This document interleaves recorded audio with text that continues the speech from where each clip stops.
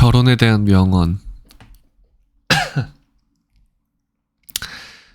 다른 명언들은 대부분 해당 분야에 대해 긍정적인 경우가 많고, 심지어 죽음과 자살에 대한 명언조차 긍정적인 것들이 다수 끼어 있다. 그러나 결혼만큼은 유독 부정적인 발언이 많다. 이게 어느 정도냐면 전쟁에 대한 명언보다도 부정적인 발언이 더 많이 차지할 정도. 상대 성별에 대한 도를 넘어선 비하적인 발언들도 가득하다. 때문에 명언이 아니라 망언이라는 평가도 있다. 일단 결혼에 대해 손해를 본 혹은 보았다고 생각하는 사람들이 할 말을 하는 경우가 많은 것이 당연하다. 만족스러운 결혼 생활을 즐기는 사람들은 별 이야기를 안 하는 편이다. 또한 전근대 사회에서는 동서양을 막론하고 본인의 의사와 상관없이 결혼하는 경우가 많았다. 당장의 과거 한국을 보더라도 본인의 의사와 관련 없이 미신적인 요소 및 집안 간의 성향을 맞춰 결혼했으며, 권력층의 경우 정략적인 목적에서 강제로 결혼시키는 사례도 흔했다. 괜히 로미오와 줄리엣 같은 비극이 나오는 게 아니다. 이거 실화야? 아니잖아. 비슷한 이야기들이 많았겠죠. 대한민국의 경우 20세기에 들어서도 이러한 관념이 지배적이어서 2010년대 기준으로 중년층의 경우는 의외로 본인의 의사와 상관없이 결혼한 케이스가 많다고 할 수도 있다. 설령 집안끼리 결혼시키는 것이 아니었다고 해도 이 시기 중년층은 청년층 시절에 결혼을 못하면 사람 구실 못하는 거다. 사람은 무조건 아이를 낳고 대를 이어야 한다라는 세뇌에 가까운 집단주의 사고가 깊게 심어져 있었기 때문에 연애 결혼을 할 대상을 못 찾으면 그 사람이 누구든 무조건 결혼하고 자식을 낳으려고 애를 썼다. 이렇게 되면 당연히 만족스러운 결혼 생활이 나오지 못할 확률이 대단히 높다. 또 자유주의와 개인주의의 영향도 무시할 수 없는데, 이러한 사상이 나오는 것은 일부 유명인들이 그러하기 때문이다. 따라서 이런 사상을 가진 일부 유명인들의 결혼 관련 발언이 공신력 있게 작용하면 결국 결혼에 대해 부정적인 명언은 늘어날 수밖에 없고, 대중들도 전근대적인 인습의 후유증 및 스펙만 보고 결혼하는 풍조와 점점 결혼 생활이 힘들어지고 있는 게 눈에 보이기 때문에 저조한 혼인, 출산 건수와 겹쳐 결혼에 대해 부정적으로 볼 수밖에 없는 것. 아래의 명언들이 맞는 말인지 틀린 말인지의 판단은 각자 알아서 하자. 그리고 결혼 혐오 풍조가 낮은 결혼률을 만드는데 한몫한다는 주장도 있다. 근데 결혼 생활은 본인들과 그 가족들의 행실에 달려있는 경우가 많다는 것을 생각해보자.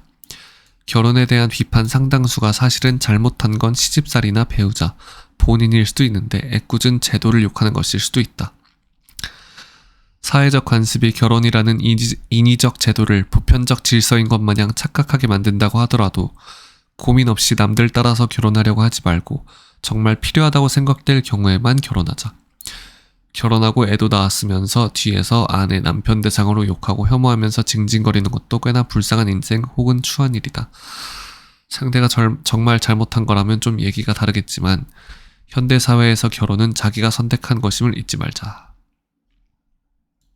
창작물과 현실에서 나온 말들이 겹쳐 있다. 창작물에서의 사례를 적는다면 어떤 작품에서 나왔는지도 같이 서술해주자. 긍정적보다 부정적이 더 많다. 되게 뭔가 제대로다, 문서가.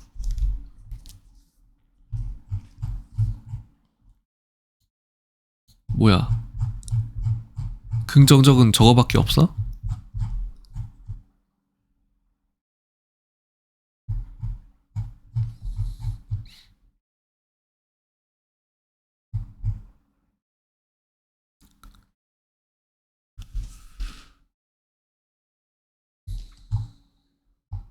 아름다운 아내를 가진다는 것은 지옥이다. 이건 뭐냐?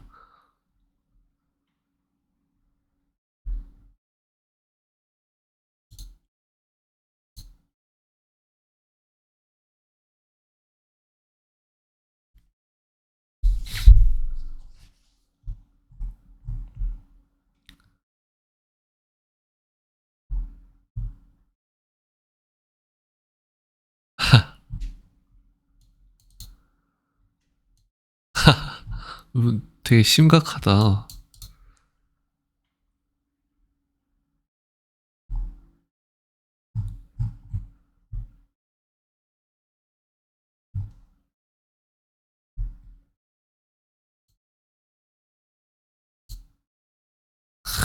전쟁터에 가기 전에는 한 번 기도하고 바다에 가게 되면 2번 기도하고 결혼 생활에 들어가기 전에는 3번 기도하라. 러시아 속담. 역시 러시아. 자랑스럽습니다.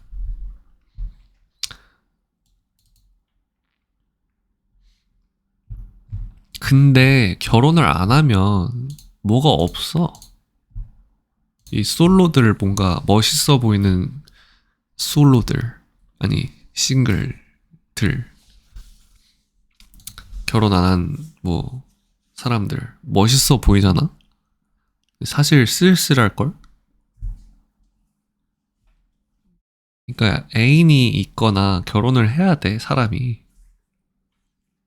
애인도 없고 결혼은 또 안 하면 혼자면 별로야 그냥 솔직히 말해서. 이 세상에서 가장 중요한 게 결혼이야. 그러니까 이 세상에서 가장 중요한 게 이성과 사랑이야 거의. 그만큼 중요해.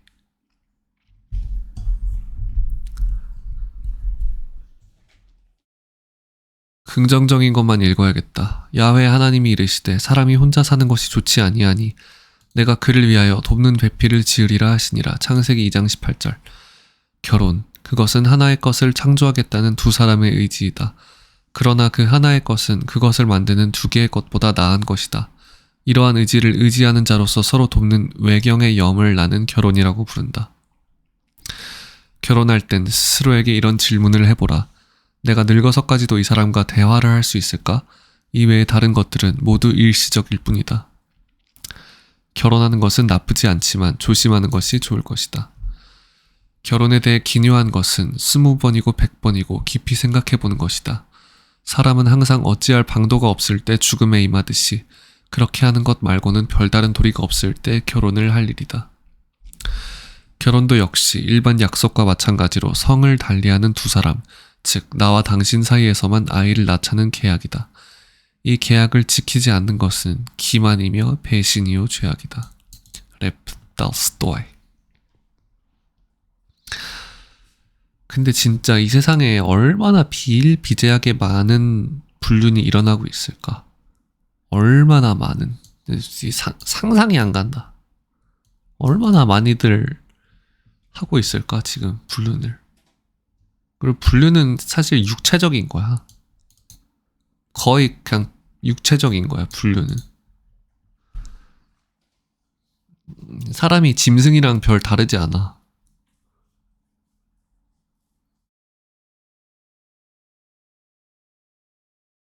결혼을 해도 근데 다른 이성이 멋져 보이고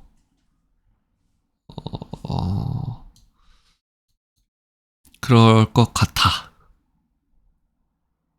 그게 인간의 본성인 것 같아. 일 것 같아. 본성이라서 당연한 거야. 그냥 그런 생각이야.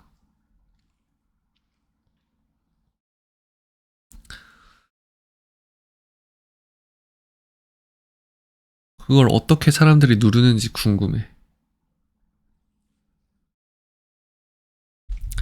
결혼만큼 본질적으로 자기 자신의 행복이 걸려있는 것은 없다.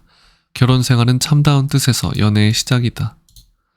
결혼 생활에 있어서 셋이면 유지할 수 있지만 둘이면 아무것도 남지 않는다. 자식이 있어야 된다는 뜻인가?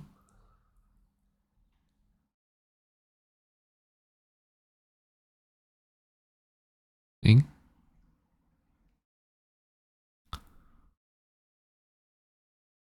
아, 이게 뭔 개소리죠? 결혼에는 많은 고통이 있지만 독신에는 아무런 즐거움이 없다. 오. 근데 고통이 곧 행복으로 가는 길이거든요. 결혼은 혼자서는 생기지 않을 문제를 둘이서 해결하는 것이다. 결혼은 일찍 해야 합니다. 살아보니까 행복하더라고요. 그래. 이게 맞는 거야. 결혼이 무엇인지, 사는 게 무엇인지 아직 알 순 없지만 몇 년이 지난 후에 후회하진 않겠지. 알 수 없는 거잖아. 살아본 사람들은 이렇게 얘기를 하지. 후회하는 거라고. 하지만 둘이 아닌 혼자서 살아간다면 더욱 후회한다고. 결혼하고 달라진 점은 한 집에 둘이 사는 것, 좋은 점도 한 집에 둘이 사는 것, 나쁜 점도 한 집에 둘이 사는 것이다. 결혼하는 편이 좋은가 아니면 하지 않는 편이 좋은가를 묻는다면 나는 어느 편이나 후회할 것이라고 대답하겠다. 결혼하라. 양처라면 그것으로 족할 것이고 악처라면 그대는 철학자가 될 것이다. 소크라테스. 나도 한 번밖에 결혼한 적이 없어서 자세한 것은 잘 모르지만 결혼이라는 것은 좋을 때는 아주 좋습니다. 별로 좋지 않을 때 나는 늘 뭔가 딴 생각을 떠올리려 합니다. 그렇지만 좋을 때는 아주 좋습니다. 좋을 때가 많기를 기원합니다. 행복하세요. 무엇이 중요한지 따위를 생각하고 있다간 결혼을 할 수 없을 거예요. 결혼은 알 수 없는 연못 또는 늪에 머리부터 던져넣는 다이빙 같은 것이기 때문에 이런 꾸며낸 말은 별로 싫어. 이건 좀 살짝 꾸며낸 말 같아. 이거는 좋은데, 이거는 좀, 불행한 결혼의 반은 처음에 둘 중에 어느 하나가 가엾다는 생각에서 한 결혼이다. 사랑으로 맺어진 결혼이라는 이름의 동맹을 평생 동안 유지하는 것이야말로 인간 짝짓기 전략의 궁극적인 승리다. 연애는 급진적인데 반해 결혼은 보수적이다. 함께 살 수 있겠다는 생각이 드는 사람과 결혼하지 마라. 없으면 도저히 살 수 없는 사람과 결혼하라. 혼인의 일에 재물을 논함은 오랑캐의 도이다.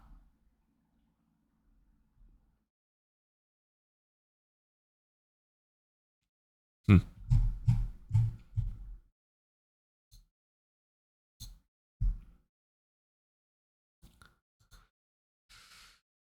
그렇습니다.